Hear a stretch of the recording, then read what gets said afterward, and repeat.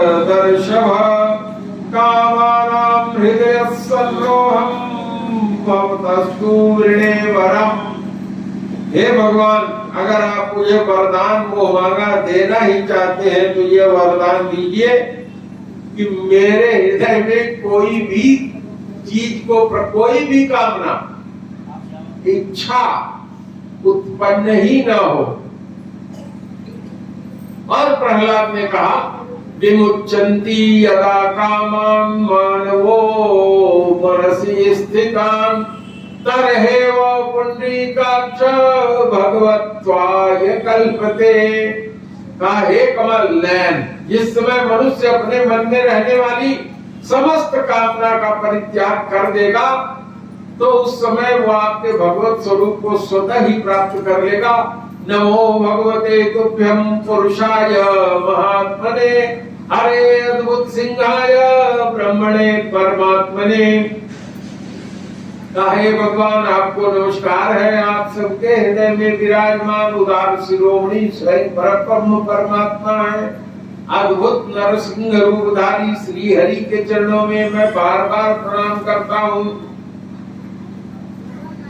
इस तरह से भगवान ने प्रहलाद को वरदान दिया। प्रहलाद, तुम्हारे 7 पुस्तों को मैं स्वर्ग देता हूँ, अपना अभय स्थान देता हूँ।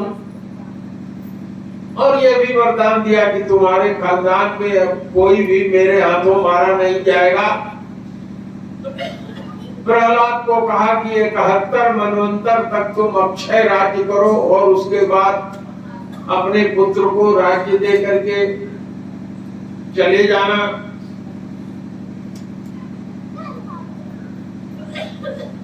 भगवान की बात को किन मन से स्वीकार करके भगवान की बहुत सुंदर स्तुति जब प्रहलाद ने किया तो भगवान प्रसन्न हुए और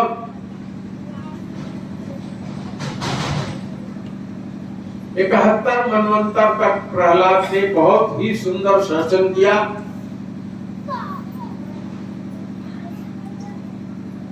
तत्पश्चात प्रहलाद ने राज्य अपने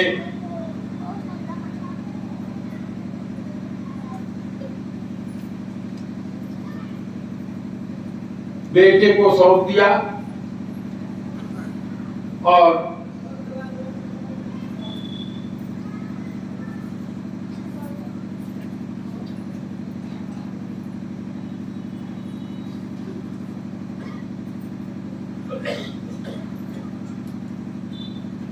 प्रहलाद भगवान के धाम को चला गया।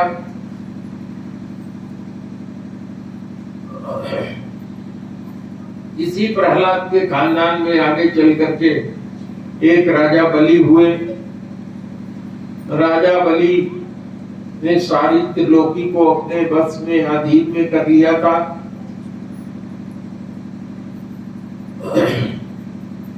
देवताओं ने माता अदिति से जाकर के प्रार्थना किया। माता अदिति ने पुंसवन व्रत से भगवान विष्णु को अपने गर्भ में धारण किया, जो वामन अवतार के नाम से उत्पन्न हुए। वामन भगवान ने बहुत छोटे बालक के रूप में जाकर के बलि के यज्ञ में दान मांगा। बलि को उसके गुरु ने कहा ये विष्णु आ रहे हैं, तुम्हें वंचित कर देंगे। बलि ने कहा जिसको प्रसन्न करने के लिए सारे यज्ञ किए जाते हैं वो अगर मेरे यहाँ दान मांगने आ रहा है तो मेरे से ज्यादा पुण्यशाली कौन होगा। उनके गुरुदेव जल निकालने वाले पात्र में घुस गए कि जल नहीं आएगा तो संकल्प नहीं पूरा होगा। लेकिन उसने कुशा से छेद करके पानी निकाल करके 3 पग पृथ्वी देने का संकल्प लिया। एक पग में भगवान ने सारा ब्रह्मांड, दूसरे पग में सारा पाताल अब कहा तीसरा पग कहाँ रखूं? बलि की पत्नी बगल में बैठी हुई थी, उसने कहा कुछ मुझसे भी तो पूछो। बलि ने कहा बताओ। बलि के पत्नी ने कहा अरे अभी तुम्हारी पीठ और सर तो बाकी ही है, भगवान से कहो कि ये पैर यही रखे। तो देखिए धर्मवान पत्नी ने कैसा सलाह दिया, भगवान प्रसन्न हो गए।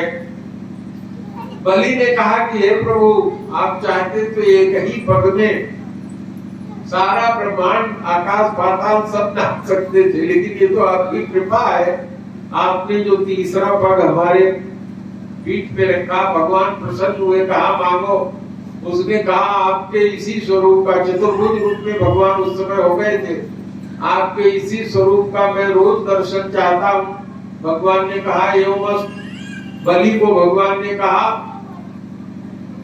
तुम पाताल लोक में चले जाओ। बलि पाताल लोक में चले गए, भगवान उनके द्वारपाल बन के रहने लगे। एक दिन माता लक्ष्मी ने जब पता किया भगवान नहीं लौटे, तो बहन बन करके गई। भाई दूज के अवसर पर बलि को रक्षा बांध करके उन्होंने भगवान को वहां से मुक्त कराया। इस तरह से प्रहलाद के खानदान में एक से एक तपस्वी भगवान के भक्त उत्पन्न हुए, और इन्हीं के खानदान में बाणासुर नाम का एक राजा उत्पन्न हुआ, जिसकी कथा हम आप लोगों को 7वें दिन सुनाएंगे। इस तरह से भगवान का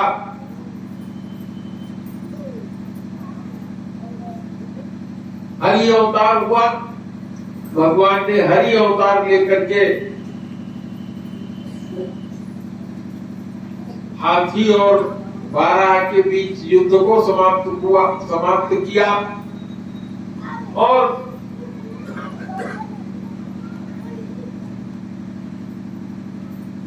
भगवान ने सबसे पहले 12 को मुक्ति दिया, तत्पश्चात जिसको ग्राह कहते हैं उसको मुक्ति दिया, और फिर भगवान ने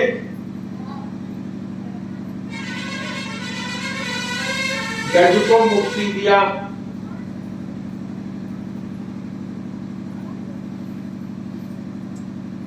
इस तरह से पूरी कथा 9वें स्कंद में पहुंचती है। 9वें स्कंद में बहुत सी कथाएं हैं,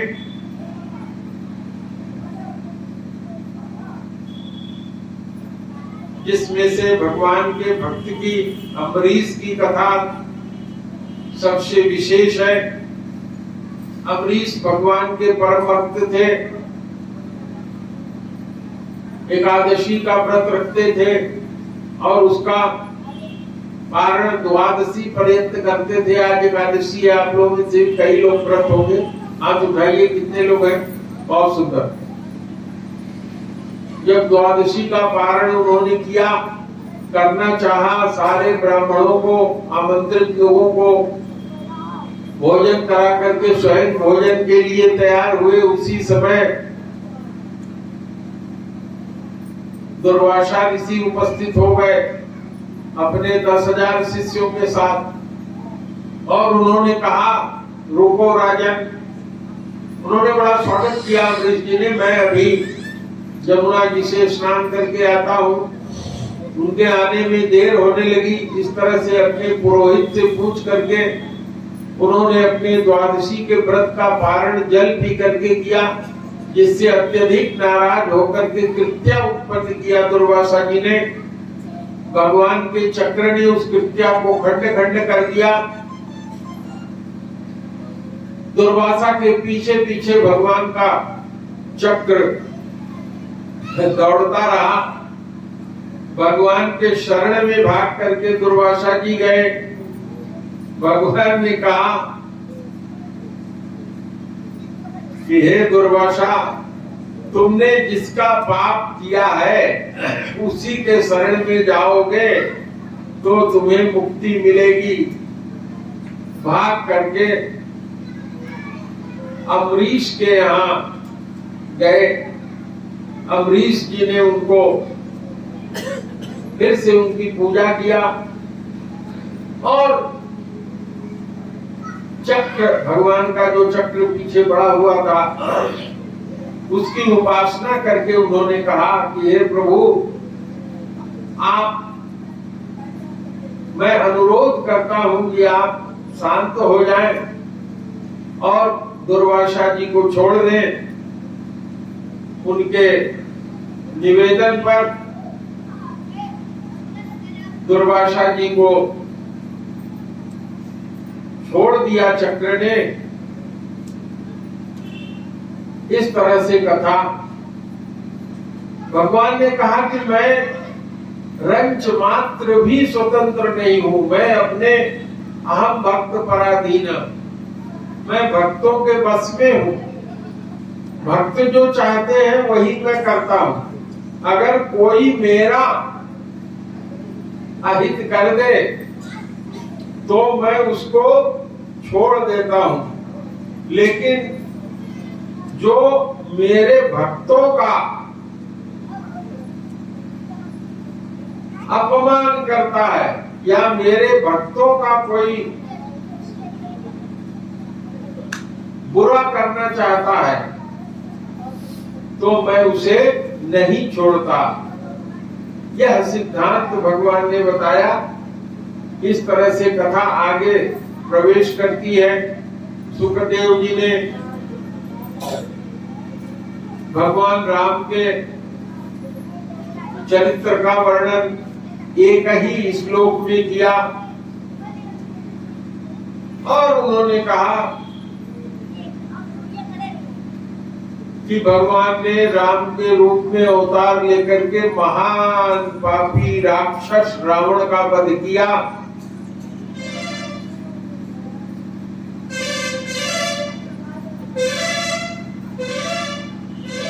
बहुत ही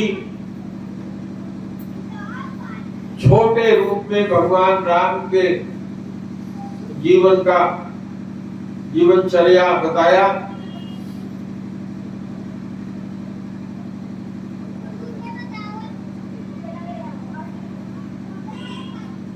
सुखदेव जी से परीक्षित ने कहा, अब भगवान कृष्ण के चंद्रवंश का वर्णन करिए। सुखदेव जी ने चंद्रवंश का वर्णन करते हुए बताया कि आहुत के 2 पुत्र थे, देवक और उग्रसेन। देवक की 7 बेटियां थी, धृत, देवा, शांति देवा, उपदेवा, श्रीदेवा, देवरक्षिता और देवकी। ये सातों की शादी वसुदेव से हुई थी। वसुदेव जी की 5 बहनें थी। पृथा, जिसको कुंती भी कहा जाता था, किंतु कुंती भोज ने उनको गोद ले लिया था। श्रुतदेवा, जिसका पुत्र दंतवक्र हुआ, जिसकी कथा आगे आपको सुनाएंगे। श्रुतकीर्ति तीसरी उनकी बुआ थी। सुतस्रवा, ये चौथी बहन थी वासुदेव जी की, या चौथी बुआ थी भगवान कृष्ण की। ये चेदिराज शिशुपाल से ब्याही गई थी। और राजा अधिदेवी, जिनकी शादी जयसेन से हुई थी। राजा उग्रसेन के 9 लड़के थे। पहले का नाम था कंस, दूसरे का नाम था सुनामा, तीसरा न्यक्रोध, चौथा कंक, 5वां शंकु, 6वां सुहु, 7वां राष्ट्रपाल, 8वां सृष्टि, 9वां तुष्टिमान। और उग्रसेन की 3 कन्याएं थी। इन तीनों की शादी वासुदेव जी के छोटे भाई देवभाग से हुई थी।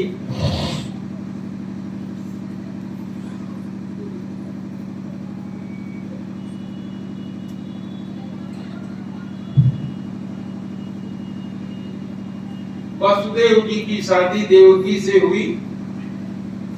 देवकी जी को जब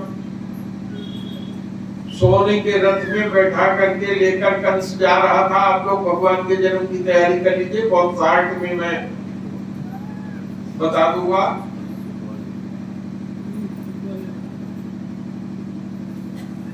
तैयारी कर लीजिए।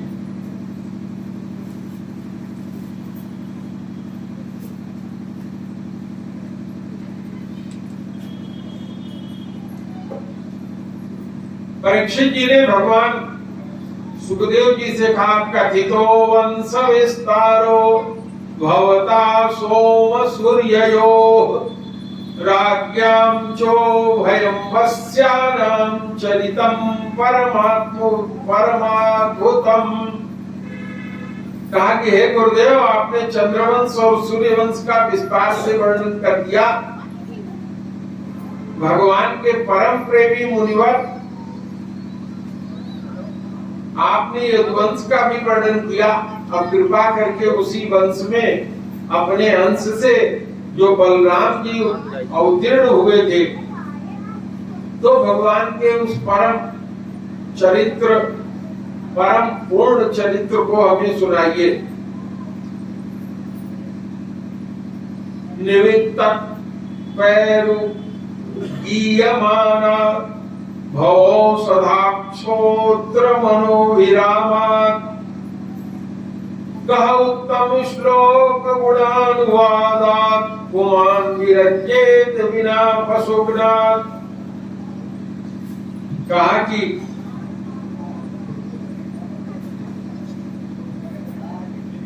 जिनकी तृष्णा रूपी प्यास सर्वदा के लिए बुझ चुकी है, ऐसे जीवन मुक्त महापुरुष जिसका पूर्ण प्रेम से अतृप्त रहकर गान किया करते हैं, मुमुक्षुक जनों के लिए जो भव रोग के रामबाण औषधि है, तथा विषयी लोगों के लिए भी उनके कान और मन को परम आह्लाद देने वाले हैं, ऐसे भगवान श्री कृष्णचंद्र के सुंदर सुखद रसीले गुणानुवाद को पशुघाती आत्मघाती मनुष्य के अतिरिक्त ऐसा कौन होगा जो इससे विमुख हो जाए। इस तरह से निवेदन किया।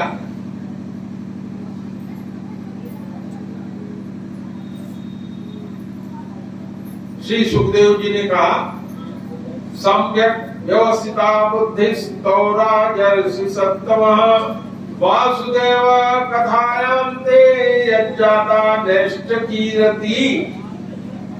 भगवान के लीला रस में ये राजर्षि, जो कुछ तुमने निश्चय किया है वो बहुत ही सुंदर और आदरणीय है, क्योंकि सबके हितार्थ इसमें भगवान को बैठा लिए आए हैं। भगवान को ये बैठा लीजिए, राधा रानी को और भगवान को बैठा लीजिए।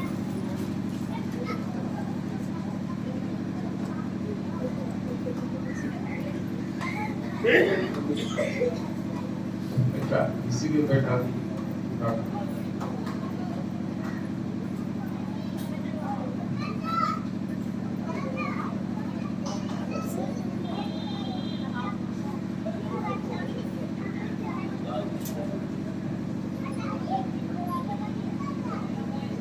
दो मिनट बैठ जाइए, भगवान की गर्व स्तुति थोड़ा सा सुना दूं। भगवान की आज्ञा से योग माया ने क्या करके रोहिणी माता के गर्भ में जो सातवां पुत्र था उसको खींच करके रोहिणी माता के गर्भ में पहुंचा दिया। जो देवकी माता के गर्भ में सातवां पुत्र था उसको संकर्षण कहते हैं। उसको भगवान की योग माया ने देवकी माता के गर्भ से लेकर के रोहिणी माता के गर्भ में पहुंचा दिया।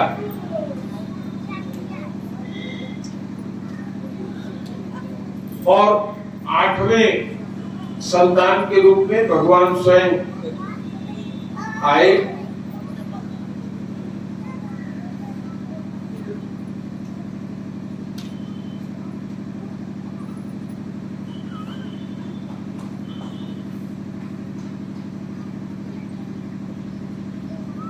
जब भगवान गर्भ में आए तो कंस की जो स्थिति हो गई थी, आसीनः संविशस्तिष्ठन् भुञ्जानं पर्यटन् महीम् चिन्तयानो हृषीकेश अपश्यत् तन्मयम् जगत्। उठते बैठते खाते पीते सोते जागते चलते फिरते सर्वदा वो भगवान श्री कृष्ण के चिंतन में ही कंस लगा रहता था।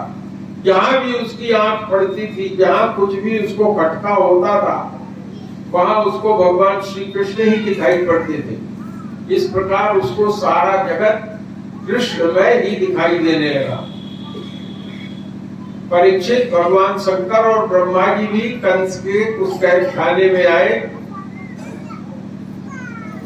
और भगवान की वहां गर्भ स्तुति किया। ब्रह्मा भवस्तुते तत्र मुनिर्नारदादिभिः दैवे सानुचरः साकं गर्भेर्षड्वैडयन्।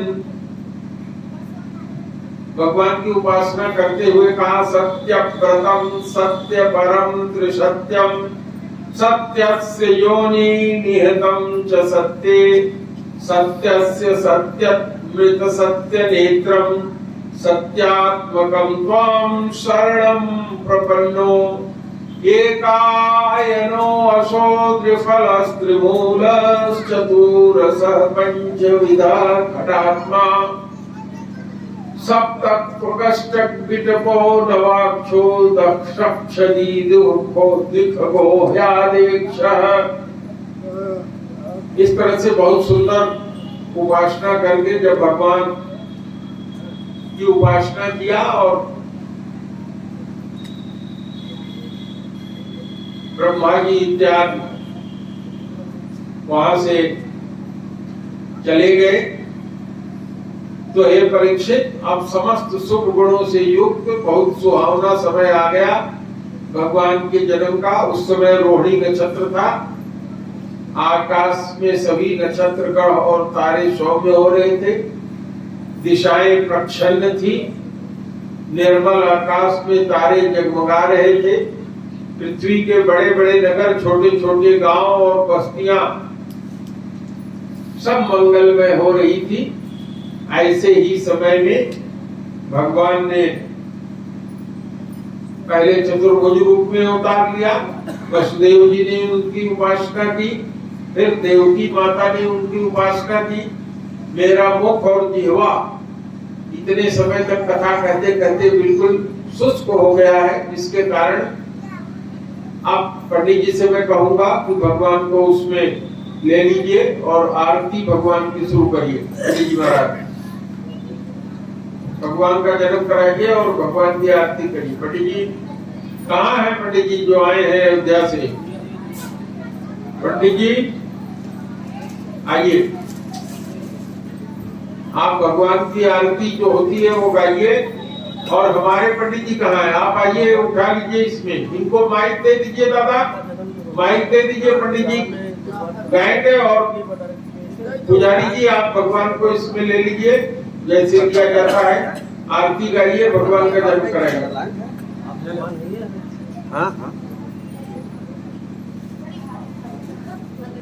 तो तौलिया हो, चादर चाहिए। अरे यही धोती का लगा लीजिए, भगवान का इसी धोती में कर लीजिए। तौलिया नीचे रखेंगे, तौलिया नीचे रखेंगे।